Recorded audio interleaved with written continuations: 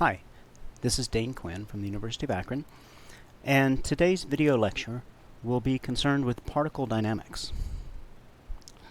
So here we are really looking to finally develop the equations of motion that describe the response of a system. So again, dynamics is the application of the laws of mechanics to develop equations of motion that describe the response of a system to external effects. And ultimately, the goal here is to predict what's going to happen to a system of interest when it's subject to forces, and to understand the influence of things like initial conditions on the response, as well as changes in the parameters of the system.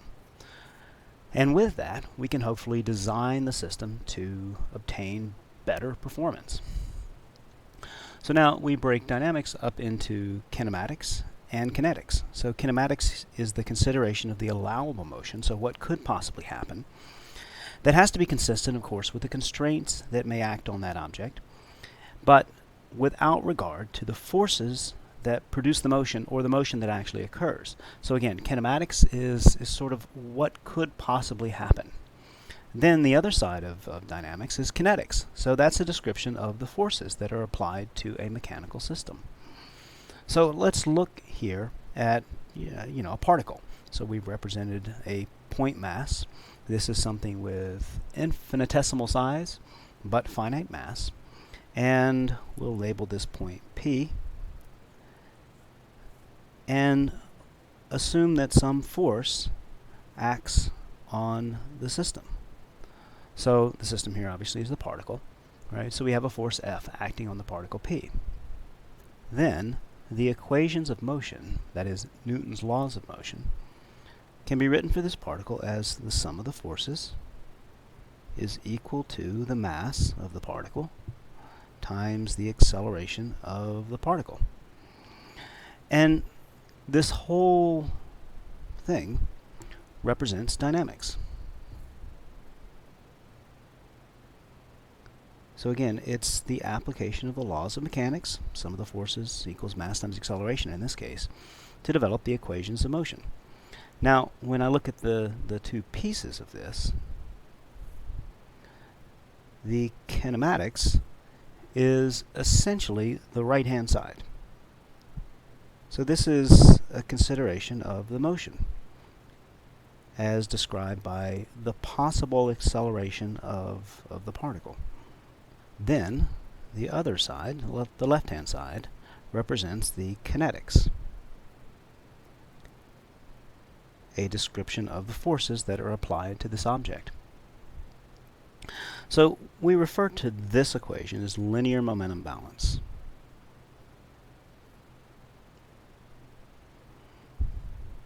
And later on, we will consider more general objects that can both translate and rotate. So we'll consider rigid objects. And there we will also have another equation known as angular momentum balance. But linear momentum balance is the sum of the forces is equal to the mass times acceleration. And strictly speaking, this is valid only for a particle. Again, something with finite mass but infinitesimal size, so a point mass. And again, later we'll see how this equation of motion generalizes to allow us to consider rigid objects. But we don't want to simply consider point masses, right? We'd like to look at the dynamics of larger things. And in general, we can, provided every point on the object. So let's call this object B.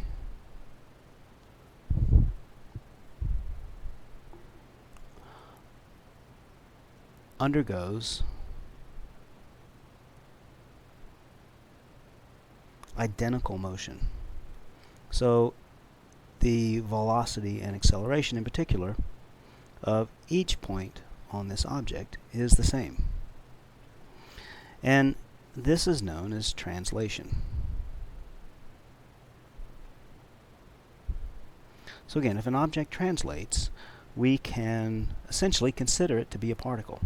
So again, here, every point would have identical velocity. Right? So I'm kind of drawing velocity vectors for a bunch of different points, and they are all the same.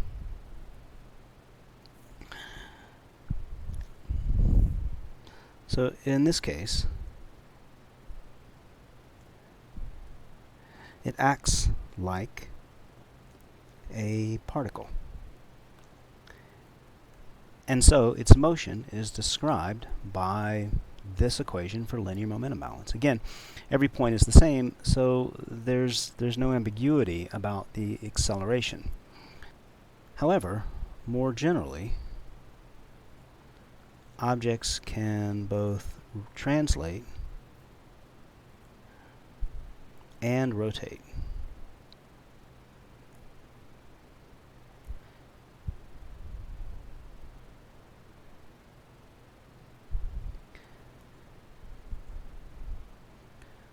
And as a result, the motion of each point on the object could be different from every other point.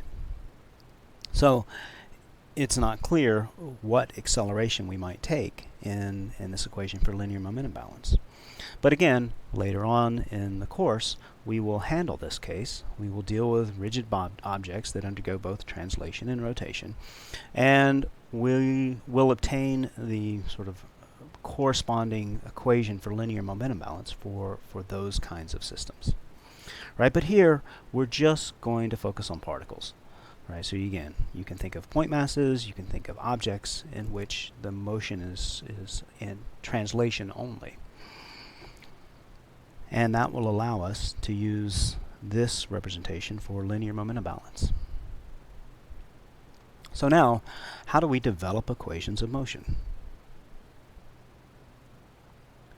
Well, if we want to be able to solve any dynamics problem, not just ones that we've seen before, or we've been able to find an example that is similar, but instead, if we want to be able to look at a problem and develop the equations of motion in general, we need a framework.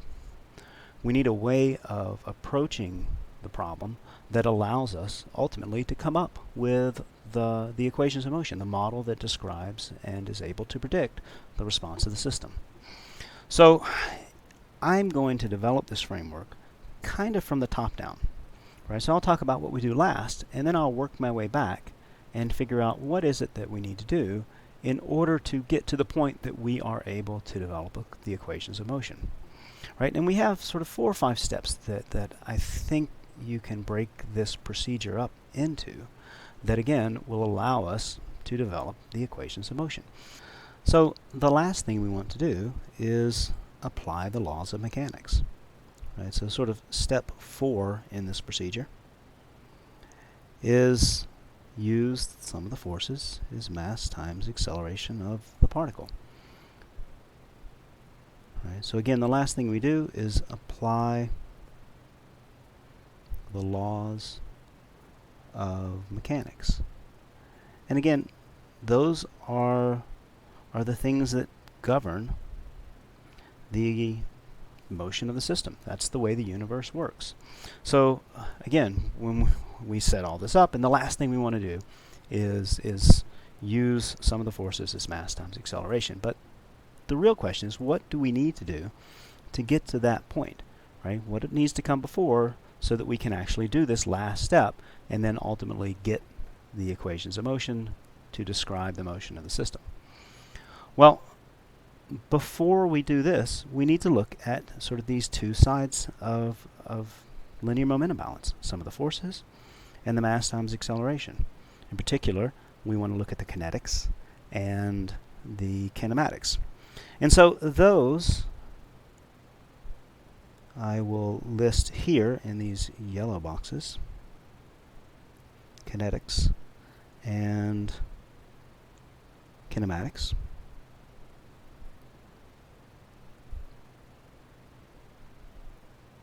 Right, and they're kind of at the same level, right? We need to do these two steps. so that we can combine that and find and apply the laws of mechanics. Now, in general, I will typically do kinematics first. So I will look at the allowable motion, and then I will go and look at the kinetics. Right? So in particular, I'll draw a free body diagram. So the thing that I do right before I apply the laws of mechanics is draw a free body diagram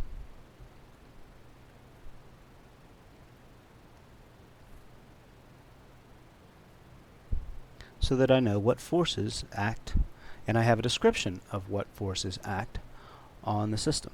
And I do this complete with a vector description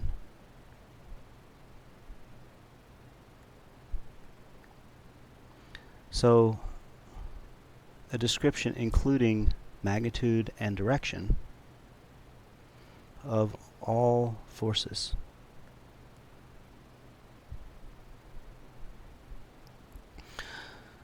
And then step 2, which comes right before that, is kinematics. So here, really what I want to do is identify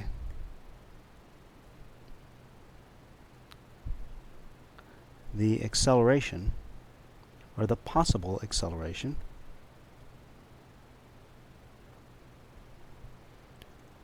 of all objects, or all components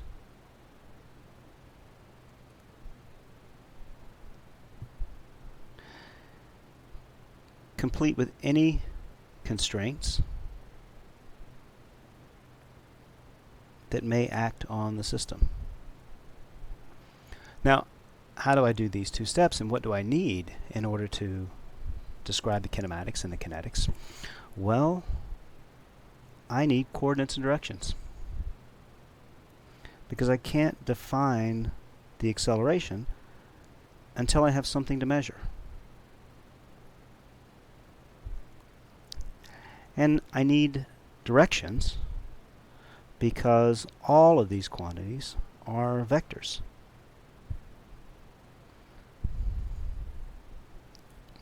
So step 1 is coordinates and directions.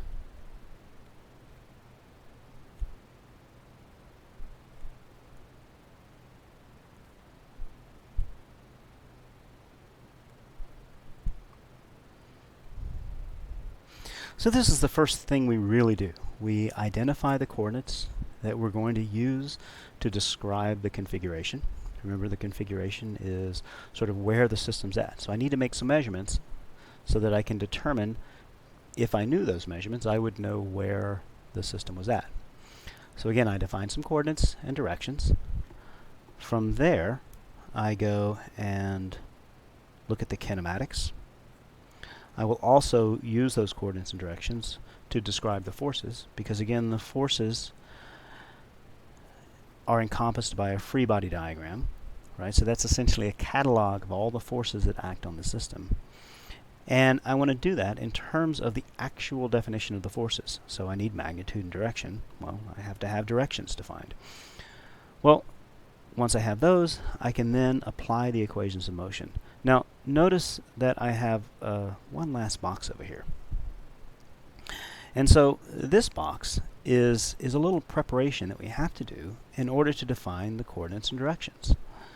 Right? So what do I need to define the coordinates and directions? Well, and what do I need to do to identify what forces act on the system? Well, I have to think about the problem. Right? I can't just jump in and start trying to solve for the equations of motion and the response and that sort of thing. I need to take a step, or I need to take a second and really think about what's going on. Right? So here, what I suggest is that you identify any forces that act on the system. Right? I don't suggest that you actually define those forces. Just say that they're there. You don't have to give a description of them in terms of magnitude and direction or anything like that. You just need to be able to know that they're there. Right? And likewise, think about the motion that the system might undergo, right? So that you can use that information to identify what coordinates to define. Right? So here, before we do this, we want to identify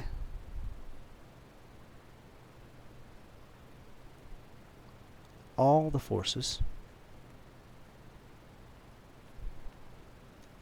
that act on the system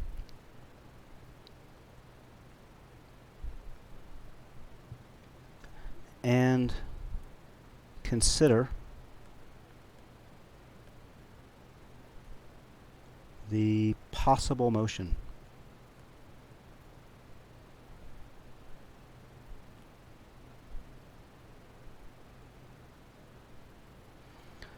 So again, I'm not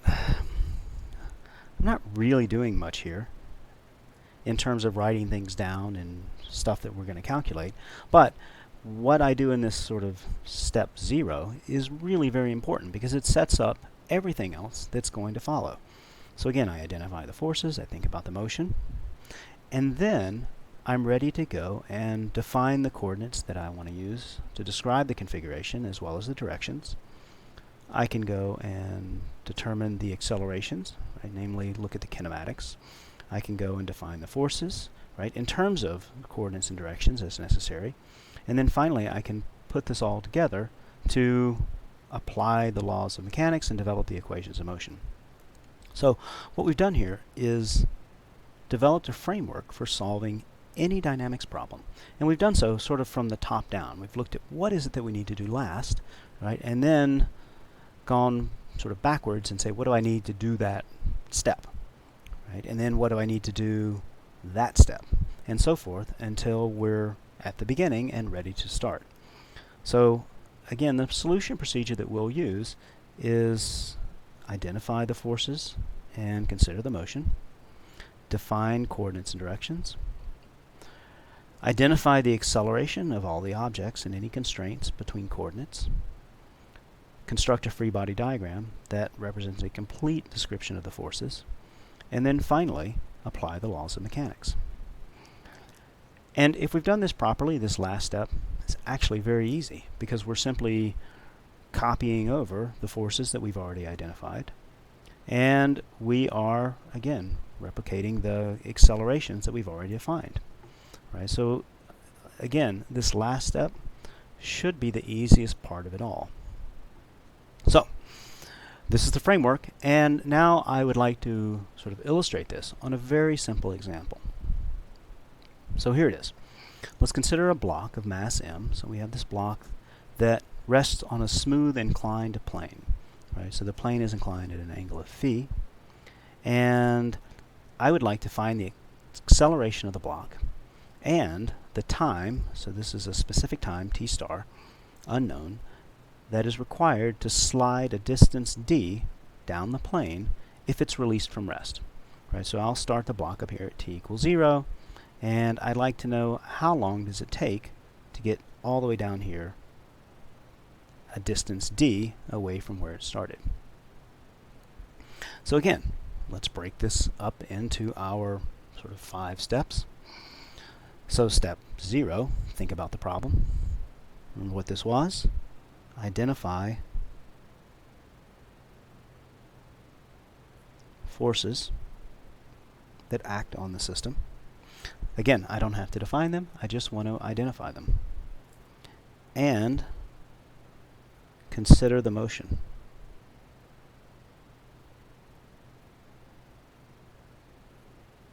So what could happen here? Well, let's look at the forces first. Well, this block is under the influence of gravity, right? So there is a weight that acts on the block, and then there's an interaction force between the surface and the block. So that is represented by a normal force acting perpendicular to the plane, N. So again, here the forces arise from the weight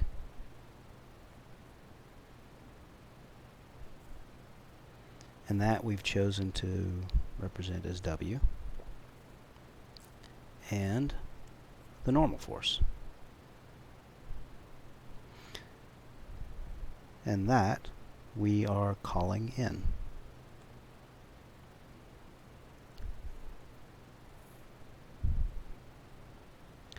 Again, notice that I haven't defined these. I haven't said that the weight is minus mg in the j direction, which it will be. And you really can't do that because I haven't even defined what j is yet. So I need to define directions before I can say the weight is minus mg in the j direction. I haven't said the normal load is necessarily perpendicular to the surface, or at least I haven't defined it, because I haven't defined that direction yet. So I need to do that. Now, in terms of the motion, the block is going to slide down the inclined plane, but more generally, it can move anywhere along this plane. It just slides down because we've released from rest and the surface is smooth. You could imagine if you took the block and gave it an initial velocity up the plane, right, it would move this way, and then it might stop and then come back down. So the block can move anywhere along this plane. That's the possible motion, but it cannot move perpendicular to the plane, right? It's always going to stay on the plane, right? So in terms of the kinematics and the motion, the block moves along the plane.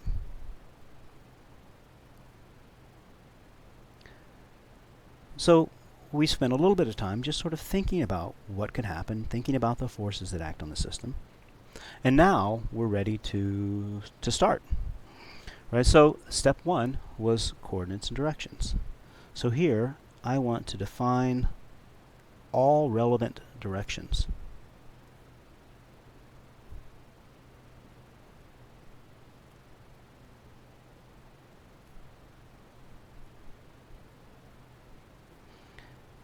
And define coordinates that will allow for a description of the motion.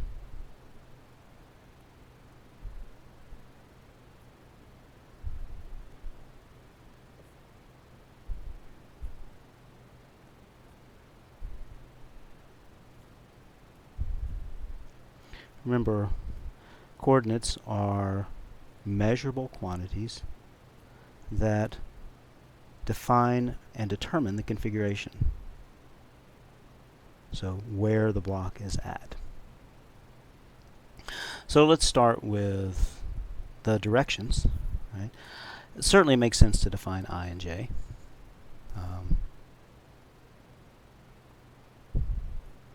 Horizontal and vertical. The gravitational force is in the j direction, and then I sort of comes along for the ride, but it also makes sense to define directions along and perpendicular to the plane. Right? So we'll call this E1 and the direction E2. So here again, E1 is along the plane, E2 is perpendicular to the plane. So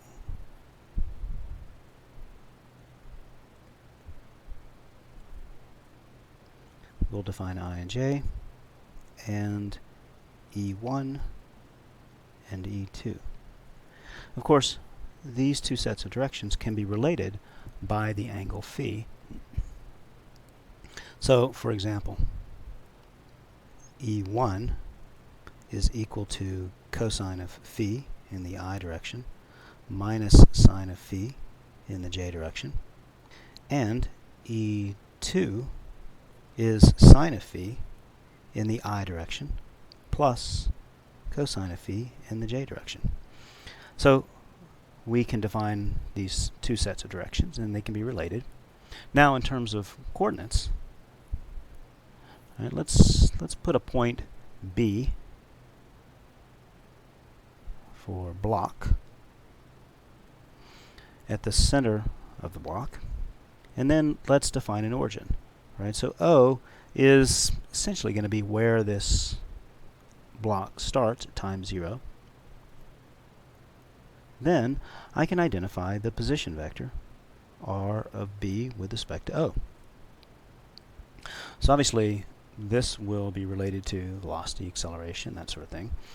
And I need coordinates that can describe this position vector, right? So the easiest way of doing that is to define the distance down the plane as x. And so as a result, the position of B with respect to O is x in the E1 direction, right? Because again, E1 was defined down the plane. So we're able to identify the configuration of the block in terms of the coordinate x. So then we move to the next step, right? And that's going to be kinematics. So we need to relate the acceleration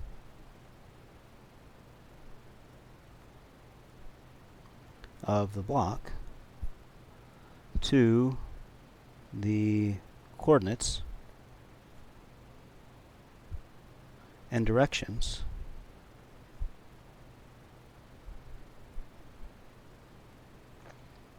that we defined previously. And in addition, account for any constraints. Well, the constraint here is that the block has to remain on the surface.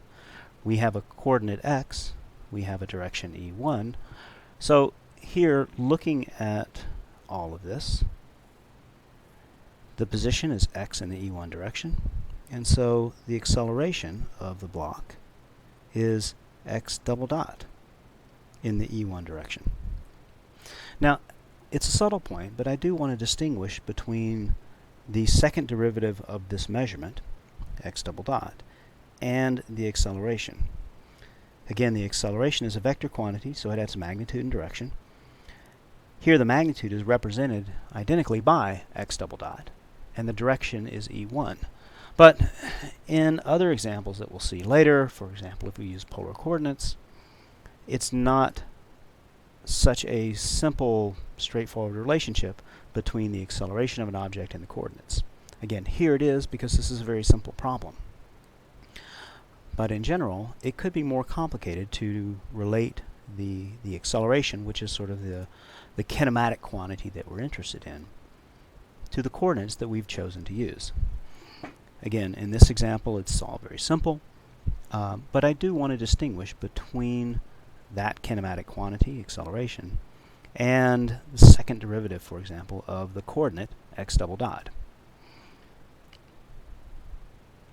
So now that we've done that, the next step is the free body diagram. All right, so let's go back and look at the forces that we had defined earlier. All right, we had a weight, we had the normal force,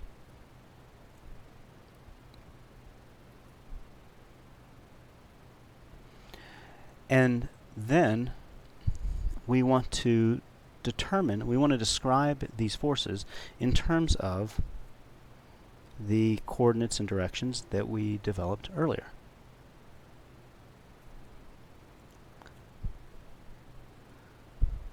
So we want to describe each force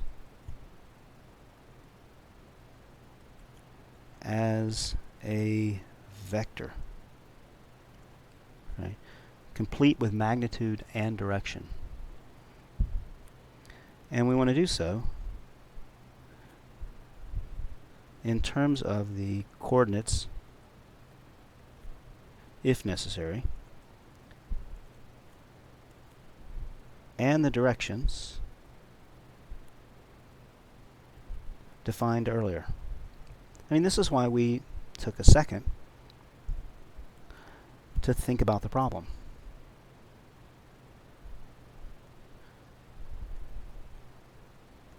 So, define directions and coordinates that were relevant and important to the problem, such as the directions of these forces, so that when we got to this step, we can then write down that the weight is minus mg in the j direction, and the normal force is some unknown magnitude, which we'll call n, but we do know that it's going to be in the E2 direction.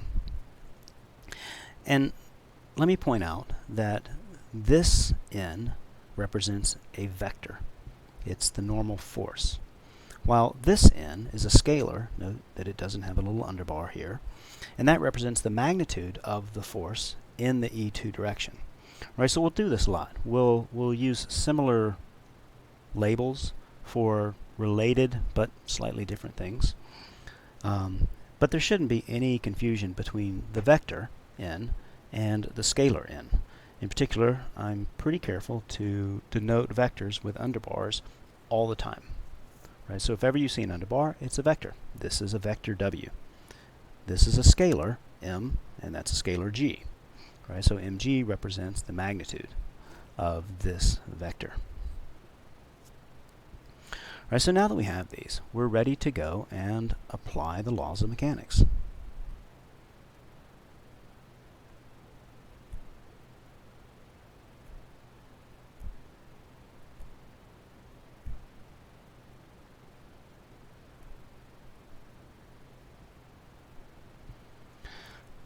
And in doing so, we'll develop the governing equations of motion for the system. And so here, we'll use, again, linear momentum balance. Well, linear momentum balance with sum of the forces equals mass times the acceleration of the object, b in this point. And if we've done this correctly, right, this step is really easy because we've already identified the forces, and we did so in terms of vectors. So when we go and write down the sum of the forces, I'm simply going to copy over all of these forces that I have here. Right, so I have n in the E2 direction minus mg in the j direction. Right, so all I'm doing is copying over what I did in the previous step, right? Because I took a lot of care to define these forces properly. Likewise, when it comes time to do the right-hand side, I've already defined the acceleration, and I took a lot of care to do that properly, right? Magnitude, direction, everything's in there. So this becomes mx double dot in the E1 direction. Really, if you look at this, in this last step, I'm simply copying over things that I've already done because I did them properly before, and I did it with a lot of care. So now I can go and take components. Notice that I have vectors in the E1, in the E2, and the j direction. Well, in order to take components, I need to write this in terms of a single set of directions. So set is either I and j, or E1 and E2. And here, I'm going to choose E1 and E2. Not only are there fewer terms that I will have to sort of transfer, but if I look, the unknowns in this problem are the normal force and the acceleration. And those two things are nicely split in the E1 and E2 directions. So taking those two pieces of information together, right, namely I have more terms, and more importantly the unknowns are split nicely in the E1 and E2 direction, let's go and express j back in terms of E1 and E2. Right, so let me go back and look here. We had E1, E2, I, and j. So we can show that j is equal to minus sine of phi in the E1 direction plus cosine of phi in the E2 direction. Right, so you might want to pause the video solution or the video lecture now and go back and verify this. But so doing that, I have n in the E2 direction minus mg in the j direction. Well, j was minus sine E1 plus cosine E2 equals mx double dot in the E1 direction. So taking components in the E1 direction, I have, well, this is in the E2, but I have this term, mg sine of phi, nothing here, equals mx double dot. And then in the E2 direction, we have n minus mg cosine of phi equals 0. Because notice there's no component in the E2 direction, or alternatively, we think about that as 0 in the E2 direction. Right? So again, n minus mg cosine equals 0. And these are our equations of motion. Right? Two equations. We have two unknowns, so I can solve for n and x double dot. And that's exactly what we do. So this is really not part of the deriving of the equations of motion, but it's important nonetheless. We have to, at some point, given those equations, say something. Right? We have to solve. We have to find the unknowns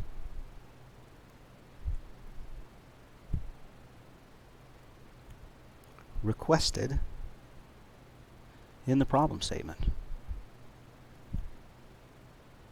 or requested by the problem. So remember, the goal of dynamics is to make predictions. It's to say something about the dynamics. It's not just to develop a bunch of equations. Developing the equations is crucial, right? We have to do that. But then once we have the equations that describe the motion, we actually have to go and solve those equations to make a prediction. So from these equations of motion, and remember what they are, mg sine of phi equals mx double dot, and n minus mg cosine of phi is equal to 0, right? I can solve. I can solve for both x double dot and n. Right? So in particular, x double dot from this equation is just g sine of phi, and n is mg cosine of phi. Again, this is an easy problem, and later problems won't be nearly this simple, right? But here it's an important step nonetheless, right? We need to solve for the second derivative of the position, x, the coordinate x, and we solve for the normal load because that's the other unknown. And so if I was looking for the acceleration, we can then go and find the acceleration of the block. Remember, it was acceleration of b is x double dot in the E1 direction. X double dot is g sine of phi. Right, so finally, the acceleration is g sine phi in the E1 direction. So that's the acceleration. But that's not the only thing that the problem statement asked for. Right, so it did ask for the acceleration of the block, but it also asked for the time required to slide a distance d when the block is released from rest.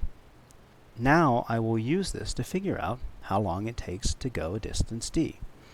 So now we need to integrate the acceleration. In particular, we'll integrate x double dot to find x dot and x as a function of time. Right, so let's go and look at that. X double dot was g sine of phi. So once again, I'll integrate that with respect to time. Right, and I'm going to use a dummy variable, psi, integral 0 to t.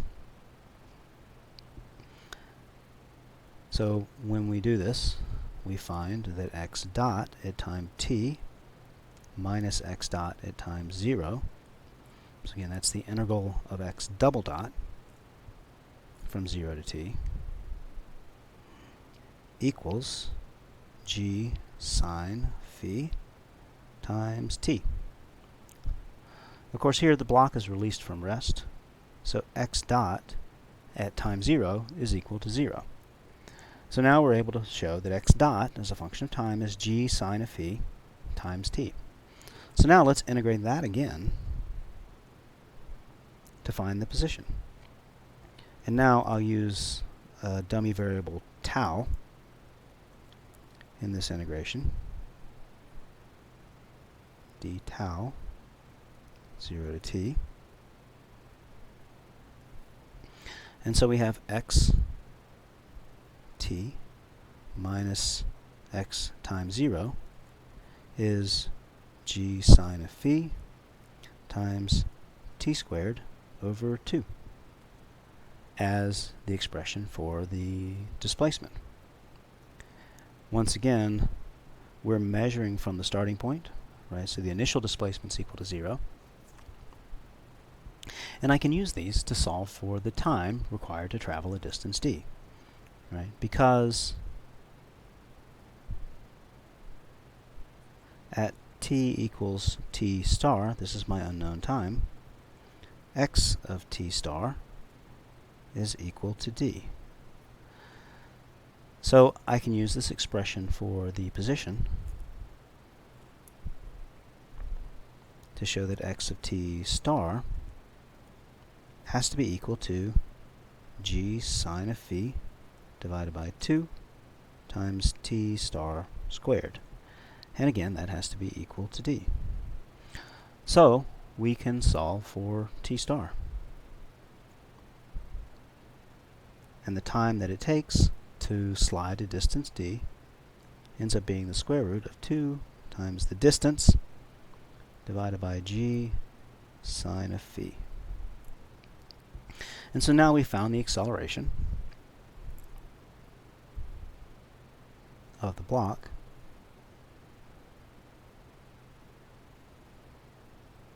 as well as the time required to slide down the surface by a distance d. And these were the things that the problem statement asked for. So again, this is beyond developing the equations of motion, but we have to then go and actually solve the problem. So this is our framework, and these basic steps can be used to solve for absolutely any dynamics problem. Regardless of how complicated it is, we can use these simple steps to solve for the equations of motion and then ultimately find the answer requested. Now obviously, as the problems become more complicated, the things that we have to do to sort of fill in the kinematics or to identify the forces and come up with a free body diagram, those certainly become more complicated. And we might have multiple objects, we might have to have interaction forces and internal forces and friction forces and all sorts of different things. But the basic framework is here.